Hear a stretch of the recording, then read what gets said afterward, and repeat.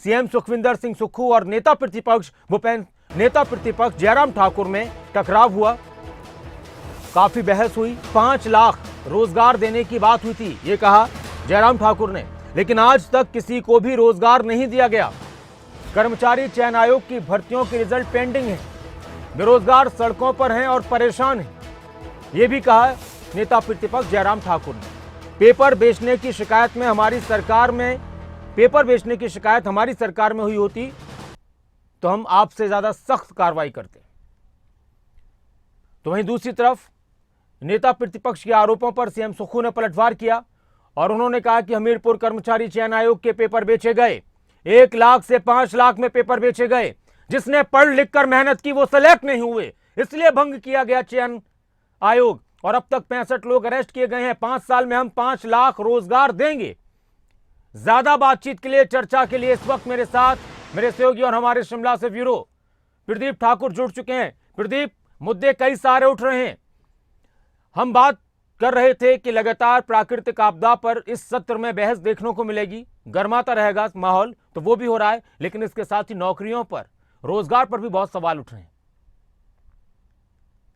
बिल्कुल नासिर, देखिए आज मानसून सत्र का तीसरा दिन है और प्रश्नकाल की कार्रवाई जैसे ही शुरू हुई उसके दौरान कई मुद्दे सदन में उठे हैं और उसमें अगर बड़े मुद्दे के तौर पर बात करें तो रोजगार का मुद्दा एक बड़ा मुद्दा आज का रहा। और वो हालांकि कांग्रेस के ही विधायक केवल सिंह पठानिया है, उनका एक अलग से इसमें प्रश्न था कि जो कोविड स्टाफ है, बाकी ऑटो स्टाफ है, उनके लिए सरकार क्या पॉलिसी लाने वाली है।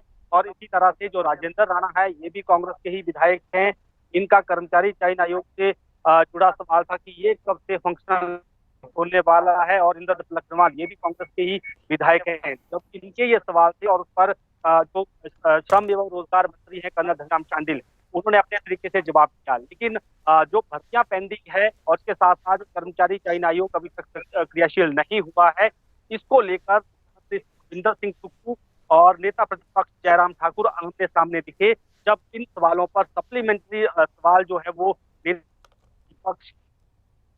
जी प्रदीप, तो आज कई अहम मुद्दे उठे, उन पर बहस हुई और सत्र के अंदर नेता प्रतिपक्ष जयराम ठाकुर और हिमाचल के मुख्यमंत्री सुखविंदर सिंह सुक्खू के बीच बहस हुई नौकरियों को लेकर, कर्मचारी चयन आयोग को लेकर। प्रदीप ठाकुर लगातार हमारे साथ जुड़े हुए हैं। जी प्रदीप। नेता प्रतिपक्ष ने आरोप लगाया कि 9 महीने का वक्त हो गया है, लेकिन अभी तक ना कोई चयन आयोग जो है क्रियाशील हो चुका है।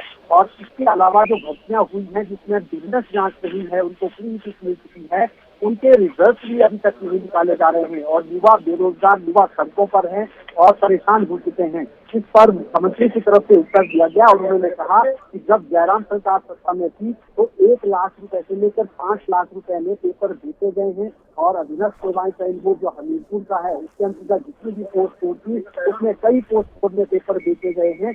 ये सीधा आरोप मुख्यमंत्री ने पूर्व मुख्यमंत्री और नेता प्रतिपक्ष जयराम ठाकुर पर आरोप लगाए। और उन्होंने कहा कि उस वक्त इस सारे चीजों को ढकने का काम किया गया है, कार्रवाई उस वक्त नहीं की गई है। और अब जो वर्तमान की सुखविंदर सिंह सुक्खू का सरकार है, वो भ्रष्टाचार को बिल्कुल भी नहीं मानेगी।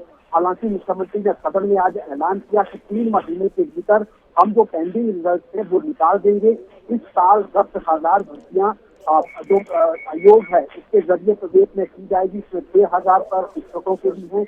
इसके अलावा बाकी भी कुछ पद सृजित किए गए हैं अलग अलग कैटेगरी में। तो इस साल 10,000 भर्तियां जो है वो राज्य सरकार करने वाली है। दोषियों को बख्शा नहीं जाएगा, ये सीधे तौर पर मुख्यमंत्री ने सदन में कहा है। और कहा कि हम भ्रष्टाचार होने नहीं देंगे, इसलिए कंप्यूटराइज सिस्टम लगाए जो है उसके जरिए जो भर्तियां होने वाली है उसकी परीक्षाएं करवाएंगे, ताकि जो इंसानी उसमें इंटरफेरेंस है, उसमें मानवीय जो होता है वो कम किया जा सके। तो कहीं ना कहीं सदन के भीतर इसमें तीसरी बहस भी हुई और तीसरी तकरार भी देखने को मिली। और जो 2 अलग अलग प्रश्न थे हालांकि, और बाद में इनको इकट्ठे भी दोनों को कर दिया गया चर्चा के लिए। और फिर बेरोजगारी से जुड़ा मसला जो है उसने उठा और मुख्यमंत्री ने ये भी कहा कि 5 साल में हमने 5 लाख रोजगार देने का वायदा किया है, उस रोजगार को हम देंगे। प्रदीप, एक बात और बताइए कि अब कितनी देर बाद सदन की कार्यवाही शुरू होगी? बिल्कुल देखिए 2 बजे तक ये सदन की कार्यवाही ठीक है। स्थगित की गई है, क्योंकि दोपहर भोजन किया जाता है और 2 बजे के बाद सदन की कार्यवाही फिर से शुरू होगी।